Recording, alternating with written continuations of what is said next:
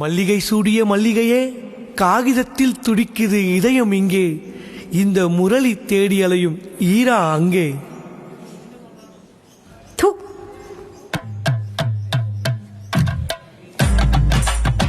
வென்றால் மகிழ்ச்சி, தோற்றால் பயிற்சி. இவனுக்கில்லை அயற்சி, காதலில் நீ ஒரு விடா முயற்சி.